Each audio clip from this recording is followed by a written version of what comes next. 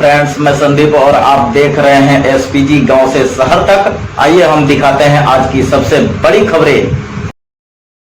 बताओ किसने गाली दी अहिर गणेरिया कुर्मी चोर धर सारे का टंगरी तोर। बताओ ये सोचने की बात है कि नहीं। और नौजवानों आपसे पूछ के जा रहा हूँ, ये गाली किसने बनाई थी? आपकी जातियों का नाम लेकर के गाली बनाई। उनकी बुद्धि 12 बजे के बाद खुलती है और आपकी पीढ़ी दर पीढ़ी ये सब सहते हुए आ रहे थे। मैं यादव जी लोगों से ज्यादा मुखातिब हूं, क्योंकि आजकल उन लोगों के लगा लगे लाठी में दम बा तो बाकी लोग क्योंकि समझे कि ना बा। और आपके ऊपर इतनी गाली बनाई गई, इतना अपमान। ये गाली किसी दलित ने बनाई थी क्या? ये गाली किसी आदिवासी ने बनाई थी क्या? ये गालियां आपकी जाति के नाम पर देखकर किसी मुसलमान ने दिया था क्या? फिर कौन था? आप भी जानते हैं और मैं भी जानता हूं। कुछ बात इशारे में कहने आपको आया हूं। संविधान नहीं था तो खटिया पर बैठने में भी जाति देखी जाती थी। बताओ संत कबीर नगर के लोगों, सही है कि गलत है? हमारी पीढ़ियों ने अपमान सहा है। आजकल के नौजवानों को लगता है कि धर्म खतरे में है, ये वाली बात कह करके वो डंडा लेके धर्म बचावे चल जाता हूं। उनका परिवार खतरा में है, उनके पता नहीं है। रोटी खतरा में है, उसको पता ही नहीं है। एक गाय भैंस चराने वाले परिवार का बच्चा, एक किसान परिवार का बच्चा आजमगढ़ से निकलकर इलाहाबाद यूनिवर्सिटी पहुंचकर यूनिवर्सिटी टॉपर होता है, गोल्ड मेडलिस्ट होता है, दिल्ली यूनिवर्सिटी में पहुंचकर पीएचडी करता है, 21 साल की उम्र में प्रोफेसर बनता है, 14 साल प्रोफेसर रहता है। वो अपने दम पर होता है, किसी के एहसान और किसी के रहमो करम पर नहीं होता। परिवार वालों की मेहनत, उनका संघर्ष, मेरे परिवार वालों को कम से कम ये पता था कि मुक्ति अगर कहीं है तो शिक्षा से है, इसलिए उन्होंने पढ़ाया। तो बहुत दिन तक तो ये लगा कि परिवार वालों के चलते हम पढ़ करके यहां तक पहुंच पाए। लेकिन जब असली चेतना की पढ़ाई आई तब हमने ये समझा किसान, कुम्हार, लोहार, बढ़ई, नाई, मोची, निषाद, मल्लाह के परिवार के बच्चे अगर आज यहां तक पहुंचे हैं तो यह संभव ही नहीं होता अगर इस देश में बाबा साहब का संविधान नहीं होता और मंडल कमीशन की रिपोर्ट नहीं होती। संविधान नहीं था तो खटिया पर बैठने में भी जाति देखी जाती थी। बताओ संत कबीर नगर के लोगों, सही है कि गलत है? खटिया सबके लिए थी क्या? खटिया मालिक देख करके नहीं कहती थी कि मेरा मालिक बैठेगा, नौकर नहीं बैठेगा। जाति देख करके कहा जाता था कि हमारे सामने आप बैठ कैसे सकते हो? पैर में चप्पल पहनकर हमारे दरवाजे के सामने चल कैसे सकते हो? बताओ ये गलत है समाज का इतिहास के? सही है। पानी पीने से रोका गया इसी समाज में, देश के दूसरे देशों में आज तक आपको कोई ऐसा अन्याय नहीं मिलेगा। जिस तालाब में जानवर पानी पी सकता था उस तालाब का इंसान पानी नहीं पी सकता था, क्योंकि उसकी जाति अछूत बना दी गई थी। यह भारत में ही हुआ और कहीं इस तरह का आपको नहीं मिलेगा। और जिसे भगवान मानते थे उनके मंदिर में जाने से रोक दिया, क्योंकि मंदिर अपवित्र हो जाएगा। बताओ सही है इतिहास की गलत है? बताओ भगवान अगर कहीं होगा तो इस बात को देख के खुश होगा क्या कि इंसान और इंसान में बांट दिया तुमने? किसी का सम्मान इतना ऊंचा कर दिया और किसी को अपमानित कर दिया कि उसकी जाति के नाम पर तुम गालियां देते हो। कानून बनाना पड़ा कि उस जाति का नाम अगर आप लोगे तो आपको जेल हो जाएगी। तब जाकर के अभी धीरे धीरे थोड़ी कमी आई है। बताओ गांव में गाली देना बंद हो गया है क्या? उसकी जाति के नाम पर गालियां हैं। और हमारो घर दूर ना है, आजमगढ़, भोजपुरी आवल है ना। बताओ किसने गाली दी अहिर गणेरिया कुर्मी चोर धर सारे का टंगरी तोर। बताओ ये सोचने की बात है कि नहीं। और नौजवानों आपसे पूछ के जा रहा हूं, ये गाली किसने बनाई थी? आपकी जातियों का नाम लेकर के गाली बनाई। फलाने का बुद्धि घुटना में। बताओ पुराने लोग जितने हैं, सुना है कि नहीं ये गाली? उनकी बुद्धि 12 बजे के बाद खुलती है और आपकी पीढ़ी दर पीढ़ी ये सब सहते हुए आ रहे थे। मैं यादव जी लोगों से ज्यादा मुखातिब हूं, क्योंकि आजकल उन लोगों के लगा लगे लाठी में दम बा तो बाकी लोग क्योंकि समझे कि ना बा। और आपके ऊपर इतनी गाली बनाई गई, इतना अपमान। ये गाली किसी दलित ने बनाई थी क्या? ये गाली किसी आदिवासी ने बनाई थी क्या? ये गालियां आपकी जाति के नाम पर देखकर किसी मुसलमान ने दिया था क्या? फिर कौन था? आप भी जानते हैं और मैं भी जानता हूं। कुछ बात इशारे में कहने आपको आया हूं। जो उन्होंने किया वो तो उनका काम था, हमारा और आपका काम क्या था? क्या मनुष्य होने का सम्मान बराबर का हो सकता है कि नहीं? आप चौराहे पर जाओ और आज आपको कोई गाली दे दे, आपको दिन भर नींद नहीं आएगी, चैन से बैठेंगे नहीं। और अगर आपके हाथ में ताकत होगी तो कोर्ट मुकदमा करवाओगे, कोई अगर थप्पड़ मार दे तो उसको जेल भिजवाओगे। आप अगर ताकतवर हो तो उसको अगले चौराहे पर थप्पड़ मारोगे। क्या आप अपना अपमान सह सकते हो क्या? हमारी पीढ़ियों ने अपमान सहा है। आजकल के नौजवानों को लगता है कि धर्म खतरे में है, ये वाली बात कहकर के वो डंडा लेके धर्म बचावे चल जाता हूं। उनका परिवार खतरा में है, उनके पता नहीं है। रोटी खतरा में है, उसको पता ही नहीं है। विश्वविद्यालय में जाने पर जाति नहीं पूछी जाती। विश्वविद्यालय में जाने पर सब छात्र होते हैं, सब प्रोफेसर बराबर का व्यवहार मानते हैं। मैं इलाहाबाद यूनिवर्सिटी में जब gold medal topper of the batch हुआ तो मेरे प्रोफेसर ने कहा, और आज भी वो प्रोफेसर है, उसने कहा अहिरों का लड़का गाय भैंस चरावना छोड़ करके यूनिवर्सिटी टॉप करेंगे तो हमारे बच्चे कहां जाएंगे? आप समझ रहे हैं ना? किसका कब्जा ज्ञान पर था, शिक्षा पर था, रोजगार पर था, सम्मान पर था, और बाकी लोग प्रजा हैं। खेत में अनाज पैदा करो, बेगारी करो, हल चलाइए दिन भर, 2 रोटी दे दी जाएगी, देंगे। आजकल नया नया नारा दे रहे हैं। उनसे पूछिए कि बांटा किसने? अपने से बंट गए हम लोग।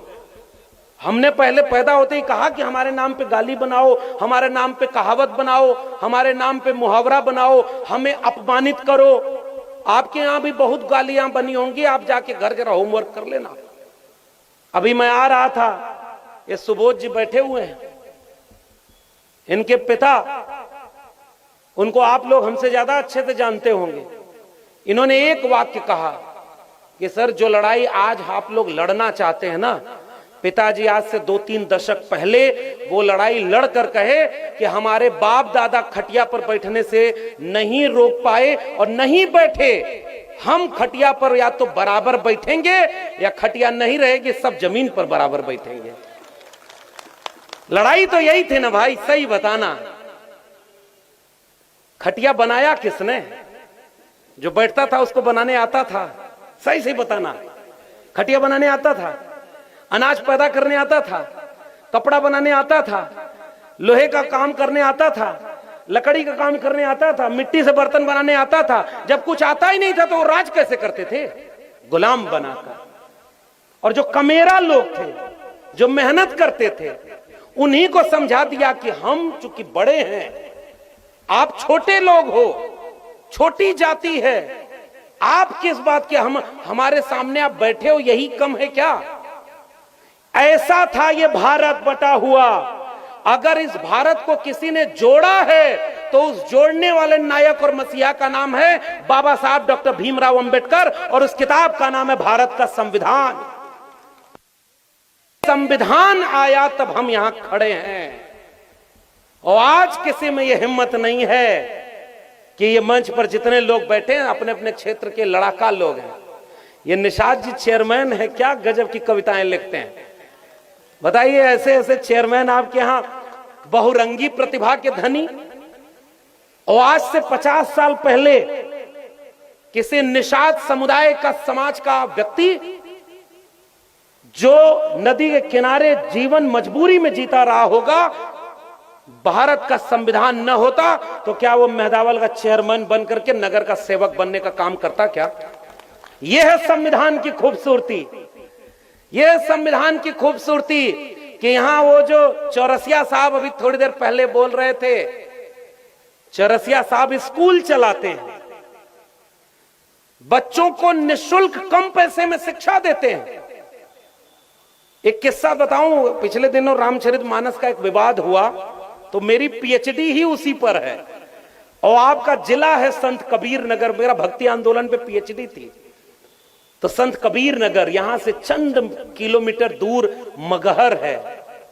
कभी जाना तो देखना, तुम्हारा असली तीर्थ वहां है कि इस भारत को भारत बनाने वाले जो मसीहा थे, उनमें से एक थे संत कबीर।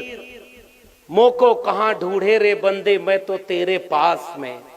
ना मैं मंदिर, ना मैं मस्जिद, ना काबे कैलाश में, ना मैं जप में, ना मैं तप में, ना मैं व्रत उपवास में। खोजी हो तो तुरते मिल हो पल भर की तलाश में। और कहें कबीर सुनो भाई साधो, मैं तो हूं विश्वास में। उस कबीर की धरती पर हम बैठे हुए हैं। और उसी कबीर ने चेतावनी दे दी थी कि मन ना रंगाए, रंगाए जोगी कपड़ा। और जब मैं जोगी कह रहा हूं तो आप लोग कहीं और मत जाइएगा, मैं कबीर की बात कर रहा हूं। ब्रह्म छोड़ पूजन लागे पथरा, और मुड़वा बढ़ाए दड़िया बढ़ाए, केसवा मुड़ाए जोगी होई गई ना बखरा। और मन ना रंगाए, रंगाए जोगी कपड़ा। ये आज से 700 साल पहले। नौजवानों, पढ़ना बंद कर दिया आपने, किताब पढ़ते नहीं।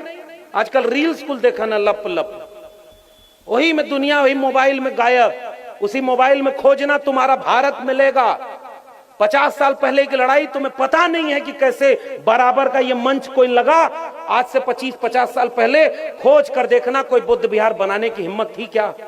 इसलिए सलाम करना उन लोगों को जो तथागत बुद्ध को यहां खड़ा किए हुए। लेकिन ये जो बराबरी का समाज आया, कबीर के सपनों का भारत बना। यही मगहर में कबीर लिख गए, कबीर कलयुग कठिन है, साधन चिन्ह कोय, और कामी क्रोधी मस्खरा तिहकर आदर होए। ऐसा समय आएगा जब अच्छे लोगों की पहचान नहीं होगी। ये अच्छे लोगों का जमघट। इस मंच का इस्तेमाल किसी जाति, किसी धर्म के खिलाफ बोलने का नहीं होता। इस मंच का इस्तेमाल मोहब्बत और प्रेम का पैगाम पहुंचाने का होता है। लेकिन जो हमारा समाज है, उसे जगाने के लिए एक कोशिश हम लोग कर रहे हैं। वो कोशिश ये है कि अंधविश्वास और पाखंड से बचाइए, अपने बच्चों को शिक्षा दिलाइए। उनकी गरीबी तभी दूर होगी, उनकी मानसिक गुलामी तभी दूर होगी अगर आप अपने बेटा बेटी को शिक्षा दिलाएंगे, तभी वो अपनी मानसिक गुलामी से आजाद होगा। महात्मा ज्योतिबा फूले ने लिखा कि विद्या बिना मति गई, मति बिना गति गई, गति बिना वित्त गया, वित्त बिना शूद्र भये। एक अविद्या से न जाने कितने अन्याय अत्याचार हुए। संत कबीर नगर मेहदावल के लोगों, जरा पुराने लोग बैठे हैं, सोचकर बताना, आज से 25 साल पहले आपके घरों का कोई बच्चा स्कूल जा पाता था क्या? पैदा हुआ तो या तो किसी के खेत में मजदूरी करने को मोहताज हो गया, या तो चुपचाप अपना कमाने को मोहताज हो गया ताकि रात में उसके घर चूल्हा जले। पहली पीढ़ी पिछले 20 साल में पैदा हुई होगी कि गांव में थोड़ा भी जेब में अगर किसी ने 1 रुपया बचाया तो अब वो सोचता है कि अपने बेटा या बेटी को अच्छे स्कूल में एडमिशन करा दे। आप भी 1 रुपया बचाओगे, और अगर आपको शिक्षा की अहमियत पता है तो आप ये सोचोगे कि अपने बच्चे को अच्छे स्कूल में पढ़ाने भेज दें। जरा बताओ, संत कबीर नगर का कितना सरकारी स्कूल जहां फीस नहीं लगती, नाम मात्र की लगती है, उनमें अच्छी पढ़ाई होती है? बताइए, होती है क्या? यहाँ के सरकारी स्कूलों में अच्छी पढ़ाई होती है? जितने मास्टर होने चाहिए उतने हैं क्या? वहां जितना इमारत होनी चाहिए उतना है क्या? प्राइवेट स्कूल में चले जाओगे, चमचमाती इमारत, बढ़िया फीस, हर दिन का ड्रेस, किताब कॉपी, गाड़ी आती है स्कूल पहुंचाती है, बच्चा आता है घर। दोनों, एक लड़का सरकारी स्कूल में पढ़ा, एक प्राइवेट स्कूल में पढ़ा। बताओ, दोनों में से आगे बढ़ने की गुंजाइश किसकी है? जोर से बोलिए ना। यहाँ भाषण थोड़े, कथा थोड़े होता कि एक बार ऐसा हुआ कि जब फलाने जी ने फलाने जी को बताया। आप कहेंगे जी अच्छा सुनिए, एक बार इलाहाबाद में मैं पढ़ाई करता था, तो इलाहाबाद में एगो पाखंडी बैठा, तो कहा उसी समय गुजरात में भूकंप आया था, तो कहा जानत हुआ गुजरात में भूकंप कैसे आ गया? तो कहा नहीं, कहा जैसे धरती गोल होती है ना, तो इलाहाबाद में कुंभ लगा तो सारी जनता इधर आ गई, तो इधर से धरती थोड़ा उठ गई। सामने सब कहना अच्छा बाबा, कहा और का? तो चाय पियावो। तुरंत वो सब तो बाबा चमत्कारी हुआ, कुल आज से चला था। आजकल टीवी पे नयका नयका बाबा को लागल हुआ। हम छत्तीसगढ़ गए तो एगो नया बाबा और यहाँ घूमत उका तो एक लोटा जल सभी समस्याओं का हल, मगर एक लोटा जल में सारी समस्या का हल है। तो भाई लोटा तो सबके घरे में बा, जल भी यही बा। और कबीर लिख गए कि मछली न तरी जेकर जल ही में घर बा। कबीर 700 साल लिख गए और हम आज तक नहीं समझ पाए। तो चमत्कार के नाम पे अंधविश्वास फैल गया। और शिक्षा जागरूक करती है, शिक्षा समझदार बनाती है। आज से 50 साल पहले कोई बीमार होता था तो औषधि से उसकी बीमारी ठीक होती थी। आज अगर सर में दर्द भी होगा तो कहोगी कि एक पैरासीटामोल खा ले, बदन दर्द, सर दर्द, बुखार है तो कम होगा। मंत्र नहीं पढ़ते ना। और एक धर्म में नहीं, हर धर्म में पाखंड अंधविश्वास रहता है। विज्ञान और शिक्षा जैसे जैसे आगे बढ़ती है तो जीवन आसान हो गया। आज से सैकड़ों साल पहले पेड़ का पत्ता ओढ़ते थे, आज कपड़ा पहने हुए हो। ये किससे बना है? और एक को कपड़ा जितना आप लोग पहने हुए भी भारत का बना हो तो बता देना। ये जितना कपड़े का रेशम है, एक समय था जो भारत में बनता था, अब सब विदेश से आता है। मैन्युफैक्चरिंग यही होती है। जितना मोबाइल हाथ में लिए हो, एक भी मेड इन इंडिया हो तो बता दो। और सोने की चिड़िया कौन? हम। तो जब सोने की चिड़िया हम हैं तो हमारा सोना कहां गया? क्योंकि जो लोग रिसर्च करते थे, धीरे धीरे इस देश में उनको गुलाम बना लिया गया। किसी धोबी को किसने बताया होगा कि किस मिट्टी से कपड़ा साफ करते हैं? बताओ गांव के लोगों, मैं आपसे पूछना चाहता हूं। ये तो किसी धोबी ने ही खोजा होगा। किस मिट्टी से बर्तन बनेगा, किससे नहीं बनेगा, ये तो किसी कुम्हार ने खोजा होगा। कौन से पान के पत्ते से पान खाया जाएगा, चौरसिया समाज के अलावा कोई जान पाया हो तो बता दो। कौन सी लकड़ी से कौन सा हथियार बनेगा, ये किसी बढ़ई के अलावा कोई और खोज पाया हो तो बता देना। कौन से खेत में कौन सा अनाज पैदा होगा, कौन सी वनस्पति खा सकते हैं और कौन सी नहीं खा सकते, ये किसी किसान कमेरा और खेत में काम करने वाले खेतिहर ने बताया होगा। यानी जो रिसर्च करता था उसने इस देश को खोज करके दुनिया को खूबसूरत बनाया। जब आधुनिक विश्वविद्यालय बने तो आपके बच्चे बताओ उस यूनिवर्सिटी में पढ़ने जाते हैं जहां रिसर्च होता है? बाहर। इसलिए प्रोफेसर की डायरी पढ़ना। जब नई यूनिवर्सिटी बनी तो आपकी यूनिवर्सिटी में कोई निषाद, कोई राजभर, कोई तेली, तमोली, अहिर, कुर्मी, ये कोयरी, ये कोई नहीं वहां है। तो फिर है कौन? देश चलाने वाले मुट्ठी भर लोग। मैं यही कहने आपसे आया हूं। बताओ, अगर आपकी आबादी इस देश में 90% है तो इस देश में विश्वविद्यालय में 90% प्रोफेसर आपके होने चाहिए कि नहीं? सीधा सवाल मेरा है। और ये लड़ाई इसीलिए किसी और के खिलाफ नहीं है, क्योंकि सोए हुए समाज को जगाना हमारी जिम्मेदारी है। जो 14 साल प्रोफेसर रहने के बाद नौकरी से निकाल दिया गया क्योंकि सच बोल रहा था। और ऐसा नहीं है कि किसी ने निकाला, हमने ऐसी नौकरी कबूल नहीं की जिसमें उन लोगों का गुलाम बनने की शर्त थी कि अगर नौकरी पानी है तो उनकी हां में हां मिला दो। तब मैं सोचा कि डॉक्टर भीमराव अंबेडकर तो कोई नौकरी नहीं